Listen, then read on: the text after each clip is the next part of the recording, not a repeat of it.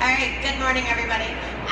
So first of all, thank you for coming out and seeing us today. And I kind of want to tell you a little bit about what we're going to talk about, and then I'll give you some background, and we'll get into all the dirt. So we're going to talk about birthday parties in general. Birthday parties if you're celiac, birthday parties if you have gluten intolerance, and birthday parties if you have other allergens that you need to be aware of. I tend to deal with children's birthday parties, but these topics can also be applied to whether you're having, a big drinking party, a Halloween party, whatever you're doing. You can take the information and use it. We'll talk about hosting a party safely and also attending a party. And they gave me a clicker, so. All right, so basically let's talk first of all about who am I and why are you gonna listen to me. My name is Tiffany Hinton. I'm a best-selling author. We've published 10 cookbooks. 3 of which have went best-selling on the Amazon list, and then we cover everything from soul food that's gluten and dairy-free. Our latest cookbook is a kid's book called Kid Approved, which I'll walk through some of that with you today, and it is gluten-free, dairy-free, peanut-free, soy fish-free, and soy-free. So it covers a lot of the top 8. Our book coming out in November, which you can stop by our table today for that, is a cookie book that's top 8 free, and it's amazing. So you don't have to make 3 kinds of cookies. Everybody can eat the same cookies this year. We're a business owner with GF Mom certified, and then I'm considered a super mom, I suppose. I always think so. So my life in general, I have 3 kids that were born in 3 years, so we had 3 in diapers all at the same time.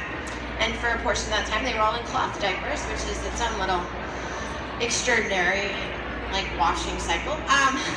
And then I still have a full-time job as a program manager, and then I run the business also on the weekends, and we travel. We do about 8 expos a year all over nationally, from California to the East Coast, and we do education. We go into Sonomas, we go into grocery stores, we do hands-on education and training as well.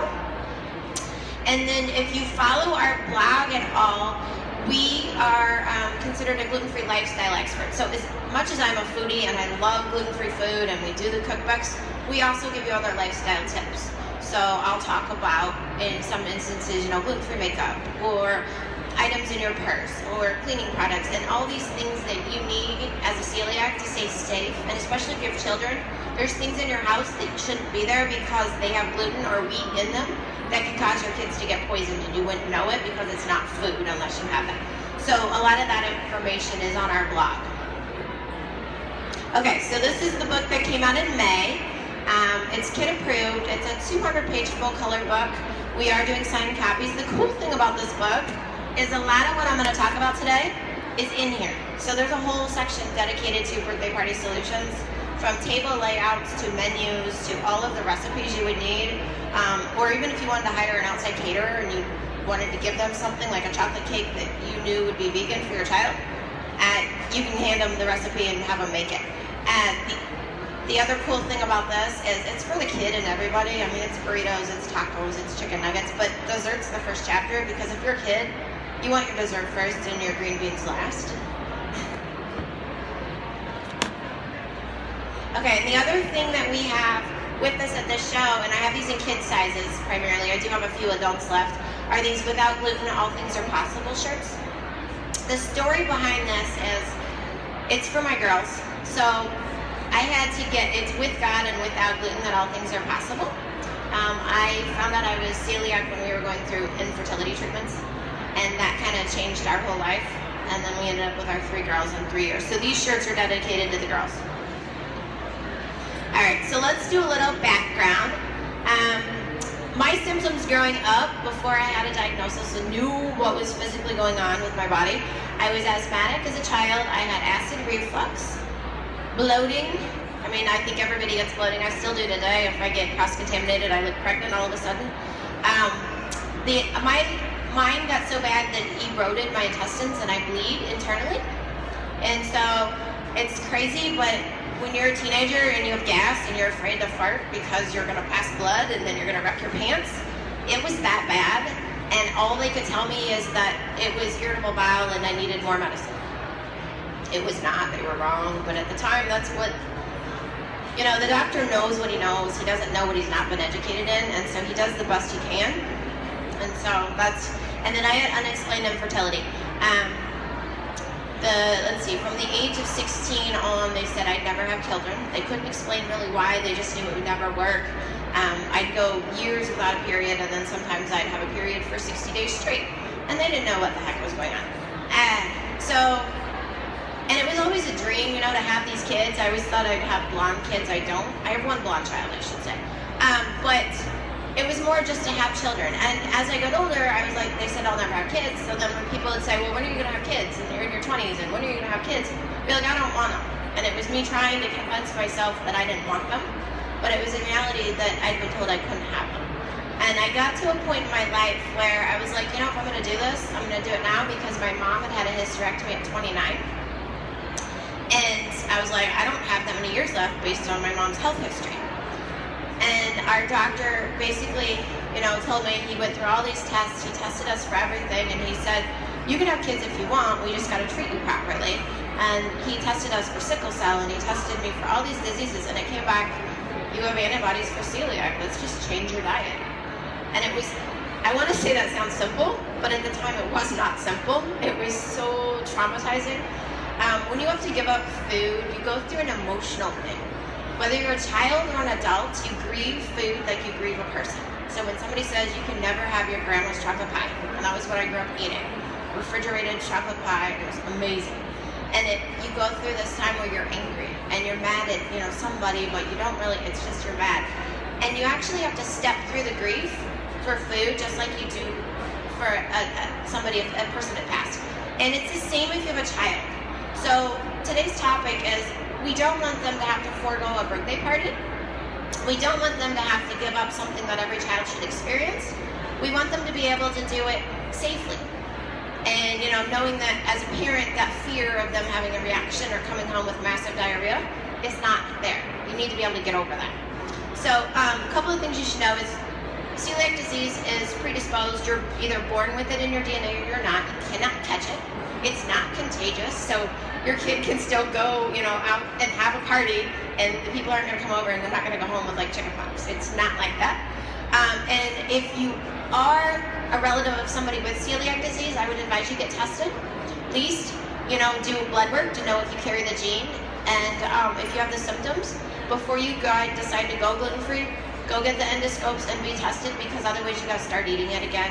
And you got to eat it for about 12 weeks straight, and it's 2 slices of white bread a day. And my daughter did this in February.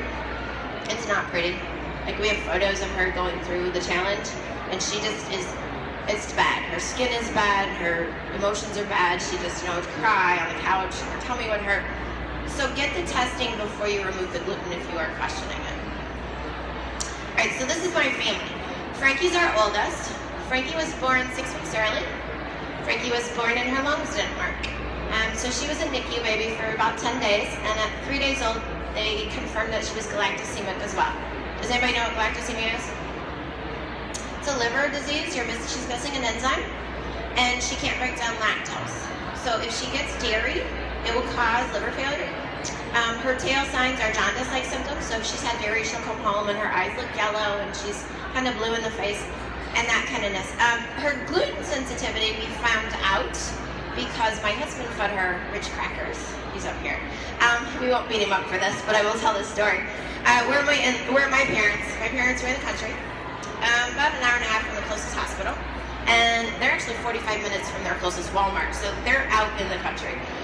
So we're there. My husband gives her tiny little Ritz cracker sandwiches, and in the middle of the night, she wakes up. She's screaming bloody murder. She's about 15 months old, and it's the holidays. That's why we're down there. And you touch her, and she screams more, and her stomach's swollen, and she just was horrifically like in pain. And I was like, who fed her what? Because she'd been gluten-free her whole life, because our pediatrician said, you know, there's a chance she has it. We can't test her for it right now. Just don't feed her this stuff. And at first I thought somebody had given her milk. And I was like, oh no. But we got her back. We're from Chicago. So we get back to Chicago. She sees our regular pediatrician, and she actually has a neurological condition with the gluten. It sets off her nerves, and it makes her skin feel, as she tells you now, she's 4.5, fuzzy or tingly. So it's basically like her skin is burning from gluten. Lily was born late. She was a 42-week C-section baby. She's gluten sensitive because she's diagnosed non-celiac gluten sensitive with Crohn's and IBS currently. The food physically created nodules in her small intestine and erosions. And then in her large intestine, when they did her scope in February, it was the color purple. What she'd been eating had actually physically bruised her intestinal tract. So this child is on a modified paleo diet and completely non-GMO. And I can tell you from the time she was 12 months old until she was 2.5, she had actually lost 3 pounds. She was still wearing a 12-month in clothing. Over the summer, we changed, like I said, modified paleo, and then she is non-GMO completely across the board. She's gained 3 inches and 7 pounds. So food is a life changer. It can kill you and it can make you healthy. It seriously is. Josephine is our youngest. She's almost 2 now, and she's anaphylactic to eggs. And that was, a scary reaction to have in its own right. And then she reacts to berries. Berries tend to give her hives. So in our house, we deal with a bunch of different allergies besides the celiac disease. And that's kind of where our platform's from, because I don't believe any child should have to go without something. I think that they should have an alternative that is very similar, if not tastier. Alright, so the solution to anything, this is a quote by Alan Watts, it's to make sense out of the change, you actually have to plunge into it. You have to move with it, you have to join the dance. You can't just dip your toes in the water if you've been diagnosed with celiac and think that you're going to be safe. You either have to get in all the way, or you just stay out and stay sick. And it's the same way with your kids. As much as a lot of people keep a dual household, and they have one drawer in their refrigerator with gluten-free food, and they have labels on their mayo and their ketchup, your child is still going to get cross-contaminated, I'm sorry to say, at some point by a butter knife or something going on, or a crumb. The smallest little crumb can hurt your kid. So you either go with the whole gluten-free movement and you change, or you don't. But when your kid's sick, you can't question where it came from if there's still gluten in your house. Alright, so let's get into our topics, right? So, hosting a birthday party. When you're hosting a birthday party, it is our, not really job, but it is our hope, right? That when people come to your house, they remember the memories, they remember the fun they had, they remember, oh my goodness, it was just like a Martha Stewart party. Or, or they walk in and they think they're on HGTV because the birthday party is so fascinating. You can do this. It's hilarious when people leave and they just feel like they're so special, yet they weren't even the birthday person. And you can do it allergy-free. So one thing you gotta do is you gotta get rid of the fear and the anxiety that comes with a party. And there's a couple of different ways you can do that. So one way is that in our house when we have a party, I don't do a dual menu. Everything on the menu is gluten-free and peanut-free, and pretty much dairy-free. I don't go out there and tell everybody that. It's just out on a buffet line, or it's on party tables or whatever, and it's what it is. I'm not going to take the chance of somebody dipping a chip here and dipping a chip there, and all of a sudden everybody's sick. We just do one menu, and the one menu is safe for everybody. And it's easier on the host. You're not ordering 2 birthday cakes. You're not getting dairy-free ice cream and full-fat ice cream. You're just doing one, and they either like it or they don't. And the most of the time, when they know that the kid has an allergy, they're not going to complain. And that goes back to what we always say in our business. You have to be an advocate and you have to be vocal. If you don't go out there and tell somebody your kid's anaphylactic or your kid has celiac disease, you can't blame them later if your kid's got diarrhea or a rash, because you didn't vocalize that they had the allergy or the disease. When it comes to guests, I don't put on our invitations that the party's, gluten-free or whatever. I send out invitations like normal, ask for an RSVP. When people either email back or they call you with the RSVP, I always ask if they have dietary restrictions. What you will learn is that parents, when they RSVP, are as scared as you are. They want their kid to come, but they don't want to tell you that their kid is allergic to something. But if you inquire when they're RSVPing and you ask them, well, do you have any restrictions? We actually had a little boy that had been to our house several times, and I actually asked his mom one time, I said, hey, do you have any restrictions for him? And she's like, yeah, he's allergic to rice. And I was like, oh my goodness. We have rice flour, rice crackers. I'm like, I wish you would have said something 3 months ago, because I feel bad. And she was embarrassed. And she's like, I didn't want to say anything. I didn't want to tell anybody.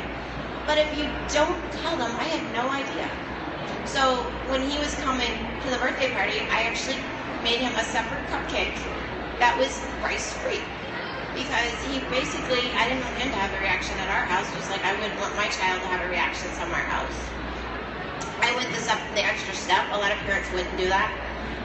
And we'll get into like when I send my kids out, what we do, because a lot of people, I don't want to put that anxiety on them or that extra work. But when you have guests over, it's so important to, you know, make sure that they're safe as well if you're trying to keep your own house safe. When it comes to food, one cake, one kind of ice cream. Let's talk kinds of food, right? Glutino pretzels, amazing. Nobody really, actually, I think they taste better than regular pretzels, and nobody cares. We do like Rice Krispie type treats, right? With a vegan marshmallow, except we use Freedom Foods. I actually use their chocolate cereal a lot of times and make the treats, and then you cut them into bars. Adorable. We do veggie straws. I do popcorn. Unless somebody's got a corn allergy, popcorn is like an amazing food that people eat at parties. And you can put it in paper cones, you can put it in plastic paper cups. It's just, the other thing I do with food is I try to make it single serving, and so that they take it with them. And the serving cup, when it's empty, they throw it away and get a different one, and it's already like ready to go. It also helps with kids if they're walking by a buffet line and they don't have to use a spoon or a bucket to dip something, and they can just kind of take that container and take it with them. It's really helpful. So Dollar Trees and dollar stores are great. You can get, you know, the plastic cups, the paper cups, all of that stuff. You can also do like the parchment paper baggies, like the toaster bags, and put chips in those to go. You can take cardstock or thicker paper and roll it up like a cone, stick a piece of Scotch tape on it. Those things will hold about anything, and they're awesome. So we do a lot of cupcakes instead of birthday cake for the same reason. It's like to go. When they come back, there's no knife, there's no fork, there's no worry about anybody touching something else. It's all individually kind of to go. When we do cake, it's interesting. My daughter, Frankie, for her second birthday, asked for lemon cake. I was like, all right, that's strange for a 2-year-old, but you want lemon, we'll do lemon cake. Chocolate cake, white cake. There's a lot of different cakes you can do. In our kid approved book, there's actually a vegan chocolate cake in here. There's yellow cupcakes. There is on our blog, recently we've done a lot of stuff for birthday parties. We just did recently a Little Mermaid birthday party. And I did lemon sponge cake with a teal icing. And then we did our allergy-free sugar cookies that were mermaid teals, and they kind of stuck out of the icing. And everything else was purple and green. So purple and green balloons, we had some little green teal confetti, super easy. And I don't know about you, but how many people here love ball jars, or am I like the only person that's kind of like attached to those? They right now have purple ball jars that you can buy. So I went and got a 6-pack of purple ball jars, and those were the cups. And the girls that came to the mermaid party thought it was so cool that they had a purple glass. And the ball jar is kind of thick enough, they're not going to shatter it. It's not really, you know, so it's like, it's okay. They can walk around and that'll be fine. So there's a lot you can do with a birthday party for an inexpensive budget, but yeah, make it so cute that the food that you provide is not necessarily the center of attention. And the party itself, the atmosphere and the friends and the giggles that you get from the kids is more what it's about. Party favors. Party favors, we do sidewalk chalk. We do bubbles. I've sent kids home with beach towels before that were custom embroidery. Now that was a 1-year-old birthday party, so we kind of went over the top. But coloring books, let's see, Lily's birthday was 3 weeks ago. She had a My Little Pony party. And I was at the Dollar Tree getting streamers and some paper plates, and they had puzzles for $1. Everybody went home with a puzzle. It was a great favor. The thing about favors is I know a lot of people do like candy and all this stuff, but if you don't know somebody else's allergens, I don't send kids home with candy. It's kind of like the Teal Pumpkin Project for Halloween, right? The less candy that's in there, the more erasers and funny little plastic cars and whatever is going to be better, because then I don't have to worry about some kid being allergic to peanuts and reaching their hand in, or being allergic to milk and trying to take candy and then having a reaction, a skin reaction. So party favors are the same way. And it's interesting, as much as we're very, very vocal about our kids' allergies, so when we go to birthday parties now, a lot of them have actually made separate treat bags for my girls to bring home, and they're the same things that everybody else is getting, minus the candy, which is kind of cool. Alright, so how many people have gluten invaders that come to visit you? They like come in their spaceship from Mars and they bring all their gluten crumbs. It's kind of, they're not really necessarily invaders, they're people that you've invited over to your house, but yet they're probably making you sick and not knowing it. So what I want to tell you about this is that these are, you know, your guests, your family, people that bring you food, because all of us were probably raised that you don't show up empty-handed, right? You always bring something. It's just, it's tradition, it's culture, it's how I was raised. And if you showed up empty-handed, you were kind of rude, and why were you doing that? But if you're not that vocal person and you're not an advocate about it, they don't know that they can't bring brownies to your house, or that they can't show up with a bag of, you know, Cheetos or whatever. If you're vocal and an advocate about it, they know that, hey, if they're coming and they want to bring something, maybe they bring 2 coloring books. Or maybe they bring a thing of lemonade. Or I have a friend of mine that actually go to the store and buy a gluten-free muffin mix every time. She's done this for 2 years now. Every time she comes over, I can expect the same thing. So gluten-free muffin mix, I think it's because she likes the taste of this one brand, and a thing of blueberries. And it always is the same thing, and she brings it. Sometimes we make it when she's there, and sometimes we don't. But she feels special because she's not in a gluten-free house, that she stopped and got something special she knew we could use. She also knows that when she leaves, I'm not going to take it to the neighbors and say, hey, do you want this? Or toss it in the trash can. The other thing that people have learned is that if they do show up with something that we can't use, I don't let them normally open it in my house because I don't need one of my kids sticking their finger in it and then having to, I mean, we have EpiPens for 2 of our children. I don't really want to use these at home, so we don't open it. I'm like, thanks anyway, but, and then you explain, we have these diseases, we have these allergies, appreciate it, but we can't use it. Would you like to take it with you, or do you need, you know, would somebody else need it? So when it comes to things like that, it's the same way when you go out to somebody's house. If you know they have a restriction, don't show up at their kid's birthday party with something they're allergic to if you already know. It's just courtesy. Alright, so AKA on gluten. This list is on our blog. If you text GFMOM to 44244, you don't have to write all this down. These are all the different things that the FDA says can be printed on a label that are gluten. So when you're looking at packaging and different things, what is interesting is a lot of people put gluten-free on the front of their label. You turn it around, and it's manufactured in a facility that's manufacturing this stuff. And just like, it's crazy, but just like the atomic bomb went poof and spread all over, the flour and the manufacturing facilities is doing the exact same thing. And so if it's in a shared facility, there's a high chance, unless they've retested it after it got done with manufacturing, that it's contaminated, especially if it's using the same conveyor lines. And so you know, this list, you can pull it, like I said, we can text it to you. It's very important to understand all of this stuff. Alright, so labeling. I love these little stickers. These stickers are on our Pinterest site. They're also on our website. They're little circles with GF, and everybody knows that a GF in a circle stands for gluten-free. It's like the universal symbol for the world right now for gluten-free. These are dressed up a little bit, but you can stick these on chip bags. You can stick them on casserole dishes. You can stick them on all kinds of little things. You can stick them on your mayo jar, your ketchup, whatever. So that it's a signal to the person that, hey, this is gluten-free, but it's also a signal to your family that become familiar with the symbol. They're like, hey, that's what Mom brought to the party. I can eat that. Right?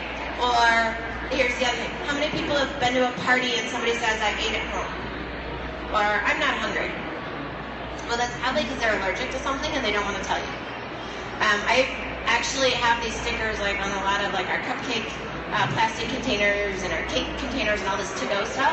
And they're just kind of there. And people will come find me afterwards and they're like, hey, I don't eat gluten. I'm so glad you brought that. Well, why didn't you tell anybody and we would have got you more food? You know, I'm like, hello, talk about it. It's not a secret. Everybody else in the world has problems too. So those symbols are kind of helpful for both sides. They're helpful for your own family, but they're helpful for the external public world as well. And so we supply those as a free download. Gluten-free snack ideas. So these go, you know, whether you're in the car or you're having the birthday, these are some great ideas. Jell-O. The Jell-O brand is gluten-free. And so that's a great idea to do. You could do Jell-O cups, rice crackers, veggies. You could do veggie sticks and put like a gluten-free salad dressing in the bottom of the cups, and then they're packaged to go. And you don't have to worry about dips and all that because the dip is in the cup. cookies, of course, muffins if you're doing a brunch. You could do smoothies if you're doing a brunch, and potato straws. My husband loves potato straws. There's like veggie straws around here somewhere. One of these, I think it's at Sprouts. Some of them are gluten-free, some are not. So always watch the packaging. But they're so cool, and they stand up straight, and they look so cute in a lot of the packages. So they're just kind of, that's just some ideas. There's so much that you could do for a party that's allergy safe that you don't have to go and buy all the junk food. Okay, so when you're attending a party, we always say byoc. It's not bring your own beer. If you're going to a birthday party, you can bring your beer if you're an adult, but otherwise you're going to bring your own cupcake, right? And you're going to bring extra cupcakes. You don't just bring one for your child. Because if you show up with one chocolate cupcake that looks absolutely amazing and the hostess is serving vanilla cake, there's going to be another kid there that has a fit because he wants chocolate. So we always show up with 6 cupcakes, no matter what. Always 6 cupcakes. And that's basically so we can share. But I've also shown up at places, especially at church, where there's a parent that forgot to bring something and her kid was just going to wait till they got home. Well, I get that it's the evening and you just got off work, but your kid's as hungry as every other kid, and he doesn't want to sit in the corner and not have a cupcake when everybody else has it. So we always take extras. I do the same thing if I'm doing dairy-free ice cream. I just take the little quart, the little pint, I guess it's a pint. I take the little pint with us to the party. I don't scoop out individual parts for my kids. I just take the whole little thing. And then we can share it if there's another kid there that wants to share it or that needs to share it. And the nice thing about when you do a byoc, the hostess, when you call the RSVP, you let them know ahead of time. You're vocal, you're that advocate for your child. You tell them, hey, my kid has celiac disease, not a big deal, your kids can't catch it, and I'll bring their own food. I just want them to be able to come to the party and enjoy and have fun. And a lot of times the parents are like, no, it's nothing to freak out about. We just want to eat your cake, but it's all good. What's really cool is one of my little girl's best friend, she turned 5 in July, and her mom had set out a separate part of their buffet counter for my daughter's food. So my daughter got to go through the buffet line and get food off the end of it, which was kind of cool because she felt included, but she knew she couldn't eat anything until she got to the symbols where all those little GF stickers were on stuff, and then she could pick and choose what she wanted. And Mrs. Kim, that's what they call her, she actually works for the school district as well. She was so, she wanted her to be included in everything, and she actually offered to, call Sweet Alley's, we're in Chicago, and that's the big gluten-free bakery out there, and get her stuff. And I'm like, no, you don't have to spend the extra money, I'll send it with her. But and the other thing is, when you're going to a party, ask them what they're serving. They're serving pizza, you could do a gluten-free pizza. If they're serving sandwiches, make up some sandwiches ahead of time. I mean, you can do chicken salad, you can do all of that gluten-free. You can actually do, some of that even vegan if you use a vegan mayo, depending on what you're making. So the other thing that we take a lot of times to barbecues and stuff anymore is a vegan pasta salad. So I'll do peas and I'll do a vegan cheese and I'll use a vegan mayo with a little apple cider vinegar. Everybody loves it, whether they're gluten-free or not, and it's something I know that my kids can eat while we're there. And let me talk a little bit about if you show up somewhere and they're doing a barbecue, right? And they're grilling hot dogs or grilling burgers, and that's what they're going to have at the party. We still do that. We show up, though, with an aluminum pan, like a $1 cheap throwaway pan that you get at the grocery store. And we show up with our gluten-free, nitrate-free hot dogs, and normally a $1 set of tongs. And I explain to whoever the grill master is, I'm like, cook our food, please, in this pan. Use these tongs, and we'll all be good, and nobody will get sick. And nobody will have to use an EpiPen at your house. And most of the time the guys come in and they're all excited because they followed instructions, because they never follow their wife's instructions, but they followed instructions and they're like, hey, you should be all good, your kids can eat, And we were at a barbecue this summer for, it was I think she was 8 months pregnant, and we were at a big co-op shower and everything, and they were grilling, and the guy that was going to be the dad came in and he had the girls' hot dogs, and he's like, I haven't cooked them before everybody else, so we have no chance of a disaster, right? To find out my kid wanted seconds, and our hot dogs tasted better, and all the other kids had eaten all the hot dogs, which was fine. We had 2 packages, but my daughter's like, I want a third. I'm like, there are no thirds, because all your little friends wanted your hot dogs and not the ones that they were eating. So it's interesting now to me. I mean, I've been gluten-free since 2007. The taste of the food has really come a long way, and so a lot of times the gluten-free option now tastes better than the store-bought shelf brands, and it's kind of cool when you come to a show like this, you could actually taste the stuff as you go, so you don't waste your money.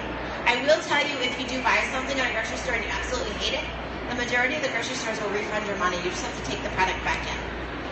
So it's a little bit of extra time, but if you're going to the grocery store anyway, just throw it in a Ziploc bag, take it back, and get something else you like and save that, because it does cost a lot. Alright, so for today's slides, you can text us, we'll send you these slides. You can use them, local library, PTA, if you've got small groups or small gig groups that you deal with. I'm okay with you using my slides and sharing the content, because it is about education, it's about sharing, and our community is so tight that it's good. It's totally about sharing with others and helping their kids to thrive. The other thing is, if you want specific GF1 certified products, you can ask your local grocery store and they can order our cookbooks. So we have our cookbooks in a lot of stores, and I'll show you a list in a little bit, but if they're not in the store that you shop at, just ask them and they can order it for you. Alright, so these are some of the stores we're in, and yeah, we are out in the Midwest, I understand that.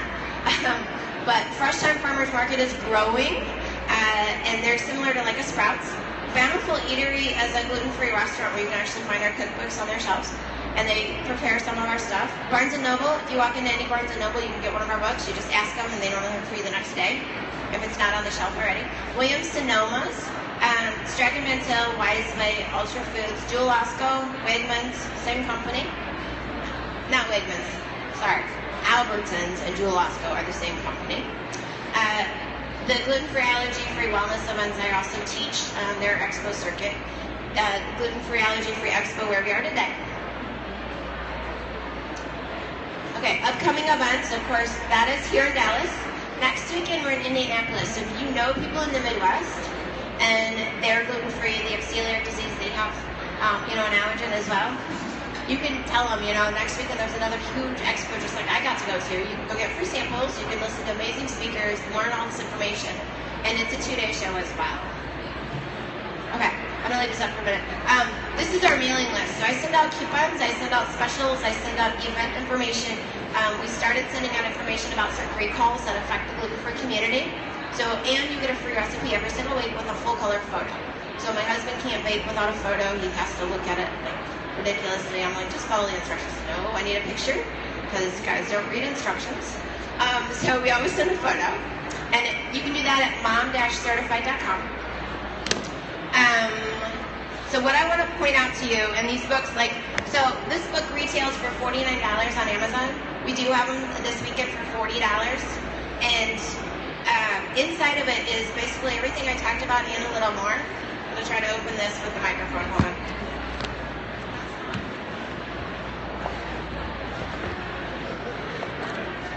There's a whole chapter in here on birthday party solutions. When you flip the page, I actually have diagrams on how to set up a buffet table. But sometimes you need help with that. I get it. I'm always looking at Pinterest for new ideas. What am I going to do? So that's all in here. The other thing that's in this book, because it's meant to be a conversion guide for a child that's either newly diagnosed or struggling with an allergy-free diet, is there's 6 weeks worth of menus in the back of this with lists. Like, what do you need to buy at the grocery store for that menu? And it's helpful. The other thing that's in here is the gluten-free food. There's also a grocery list. Like, if you just got a diagnosis, your kid was just diagnosed, and you don't want to spend 3 hours at the grocery store, I've done that. You can instead take this list, circle the foods your child likes, just go buy those instead of going to the store, picking up something, reading it, and deciding, oh, I can't eat that, put it back, let's try another one. Oh, that one ain't gonna work either, put it back. It's a lot simpler when somebody gives you something that says these are the foods you can have. And it's also a mind shift, because instead of being like, I can't, it's I can, and it's so much better. It's for size. Okay, T-shirts, we have several in the kid sizes, we have a few in the adults as well still, and then the book. My husband's handing out recipe cards right now. If those have a coupon on them, I will tell you you can use the coupon today if you come see us. Not all of them have a coupon, but if there should be some that have coupons that we're handing out, so you can use that. You don't have to use it online today. All right, so what do we have? Questions.